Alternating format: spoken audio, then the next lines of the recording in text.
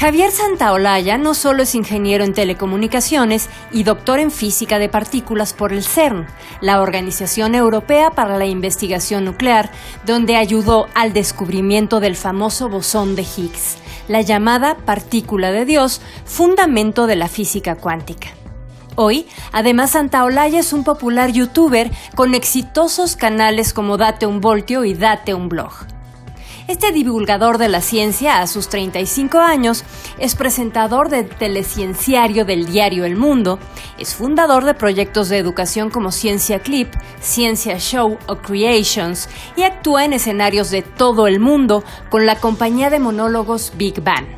Es también autor de 6 libros, entre los que se encuentran El bosón de Higgs no te va a hacer la cama o Cómo explicar física cuántica con un gato zombie. Uno de tus libros dice el título que el bosón de Higgs no te va a hacer la cama. No. ¿Qué sí hace el bosón de Higgs? Uy, hace muchas cosas. A mí darme trabajo. Para Pero empezar. al universo entero hace que las partículas tengan masa. Okay. El universo, unas cuestiones que la física siempre ha tenido problemas para explicar es qué es la masa, por qué las partículas, por qué tenemos masa, qué es la materia. Y hoy la entendemos como que la masa es algún tipo de interacción con el campo de Higgs. Esto, imagínate que hay una energía en todo el universo y que está incluso en el espacio vacío. Entonces, cuando quieres atravesar el espacio, topas con esa energía y esa energía de alguna forma te frena. Entendemos que la masa es como una resistencia al movimiento, por eso cuesta más mover un piano que un libro, porque tiene más masa. La masa es una especie de resistencia al movimiento. Se resiste al movimiento porque está como el campo de Higgs ahí reteniendo la masa. Okay. Digamos que es una especie de viscosidad del espacio. ¿Te fijas que te cuesta más caminar en una piscina con agua que vacía? Sí, claro. El agua presenta una viscosidad, una especie de resistencia a moverte. Pues podemos decir que el campo de Higgs genera masa con una especie de resistencia a moverte. Energética. Sí. Okay. Entonces todas las partículas se frenan con el campo de Higgs y eso hace que tengan masa. Okay. Entonces nos da eso, nos da masa. Sin eso no tendríamos masa, no tendríamos cuerpo. Y eso está evidentemente en todo el universo. Sí, Okay. eso permea todo el universo, es como algo que está dentro de todo el espacio. Okay. Y es dentro del espacio tridimensional. Sí, cada rincón del universo tiene esa energía del campo de Higgs que hace que las partículas tengan esa propiedad que les dificulta avanzar y que llamamos masa. Okay. Por eso las partículas se frenan y forman objetos como nuestros cuerpos. Claro, y por eso no es posible atravesarlos, y etcétera, ¿no? ¿Cómo sabemos que está probado algo? ¿Cuándo qué? ¿Cuando lo podemos reproducir? Sí, la ciencia tiene un mecanismo para probar la verdad, y es el método científico, que consiste en que uno plantea un modelo de trabajo, lo prueba y lo comprueba con la realidad. A través de hacer experimentos, uno va verificando su modelo. El tema de la ciencia es que este mecanismo de probar va hasta el infinito. Estamos continuamente probando todo. La gravedad, incluso la ley de la gravedad de Newton está continuamente en revisión. Eso no significa que no estemos seguros de nada. Significa que el método científico, la ciencia, está todo el tiempo comprobándose a sí misma. ¿Cuándo sabemos que algo es cierto? Según la ciencia, nunca, porque siempre puede haber algo que desconocemos. Pero es cierto que también cuando tenemos ya cierta soltura con una teoría, podemos por lo menos saber que funciona dentro de un rango. Entonces, las teorías funcionan validándolas, pero siempre dentro del rango de validez, dentro de donde la hemos comprobado. Okay. Por ejemplo, la ley de la gravitación de Newton funciona en la Tierra. Claro. Tendríamos problemas para decir que funciona en Alpha Centauri. Puede ser, pero continuamente está revisándose. Ahora, pero en ese sentido, si todo el tiempo está revisándose, no hay una verdad absoluta, es lo que dices. O sea, hay ciertas verdades que pueden probarse en cierto momento, en cierto espacio y ya. Pero no puedes afirmar que ese es... Porque finalmente, a ver, la física newtoniana. Sí. Hoy la física cuántica está derribando todos los postulados, ¿no es así? De cierta manera. Realmente en física... ¿Cómo ha cambiado? No se derrumban los postulados porque lo que se hace es... No es que se diga que esto no es correcto, sino que esto es limitadamente correcto. Entonces, por ejemplo, llega la cuántica, no derrumba la física de Newton, ¿no? Porque cuando lanzas un cohete, usas las leyes de Newton. Cuando construyes un puente, usas las leyes de Newton. Cuando pones un edificio, usas las leyes de Newton. Las leyes de Newton funcionan. Han funcionado por más de 400 años, siguen funcionando. Cuando llega la teoría cuántica, lo que hace es ampliarla. La ley cuántica, las leyes cuánticas engloban las leyes de Newton, están dentro de las leyes cuánticas. Entonces, cada ley científica, aunque nunca sabemos cuál es la verdad última, sí sabemos que funcionan dentro de un rango, dentro de su aspecto. De todas formas, esa pregunta que me has hecho de si existe una realidad última, una verdad última, es una pregunta filosófica que ahora mismo está abierta. Nadie sabe si realmente existe una realidad última y la ciencia aspira a, por lo menos, acercarse lo máximo a ella. Si es que es posible, porque es otra de las cosas que no se sabe. Si realmente hay una verdad última que uno puede llegar a conocer. ¿Qué ha cambiado la física cuántica en este sentido de cómo vemos al mundo, los paradigmas físicos del mundo? ¿En qué ha cambiado? Wow, en todo, porque ha generado unas reglas del juego nuevas. O sea, realmente el mundo antes y después de la cuántica es otro.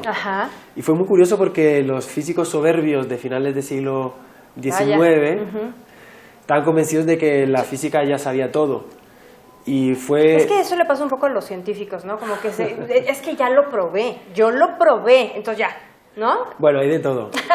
Y es verdad, tú no. No, pero es verdad que los científicos tenemos esa mentalidad de aprendizaje y creo que se ha aprendido una lección importante de que esa soberbia es negativa y creo que fue una lección importante para todo el mundo de la ciencia.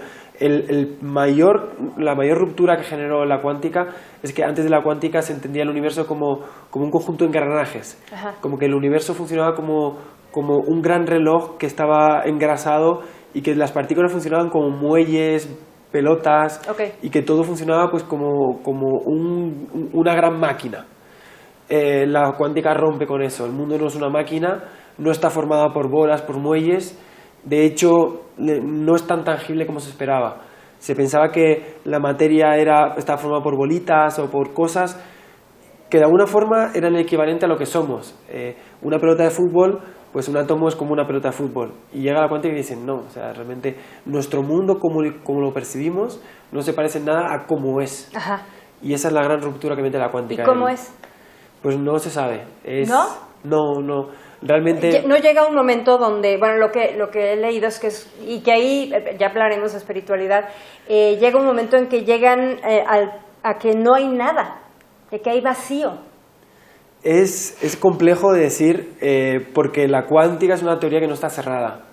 Está abierta, en particular está abierta a la interpretación, porque uno puede tener los experimentos, con los experimentos hace unas hipótesis, pero esas hipótesis en sí, cuando uno intenta darles un sentido lógico general, ya entra la interpretación, ya entra una parte más metafísica.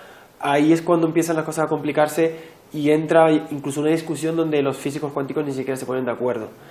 La realidad es que no se sabe bien de qué está hecha la materia, no se sabe bien en qué consiste el mundo atómico y de qué está hecha la materia, no se sabe bien. Y lo cierto es que sí se sabe lo que no es, y no es lo que se pensaba que era. No son bolitas dando vueltas a bolitas, ni son muelles, ni son conexiones. Es mucho más difuso, mucho menos... Es más complejo de lo que jamás se pudo imaginar. Y el mayor problema, yo creo, que la física cuántica es que los seres humanos estamos acostumbrados a usar nuestra experiencia diaria y las analogías para explicar las cosas. Entonces, cuando uno quiere explicar cómo funciona un átomo, pues quiere que sea como las cosas que vemos a nuestro alrededor. Quiere que un átomo sea pues como un planeta girando alrededor del Sol, y quiere que la luz sea como las olas del mar. Y cuando uno va al mundo cuántico se da cuenta de que nuestra experiencia diaria no nos ayuda, sino que al revés. La experiencia diaria es el mayor freno que tiene un físico para entender el mundo. O sea, la experiencia diaria de cómo percibimos la realidad, esa sí no existe. ¿Cómo es en realidad? Sí, todo eso...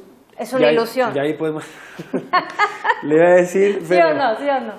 ¿Qué ibas a decir? Eso, pues que nos da la sensación de que las cosas son más sólidas de lo que son, nos da da la sensación de que las cosas son más macizas de lo que son.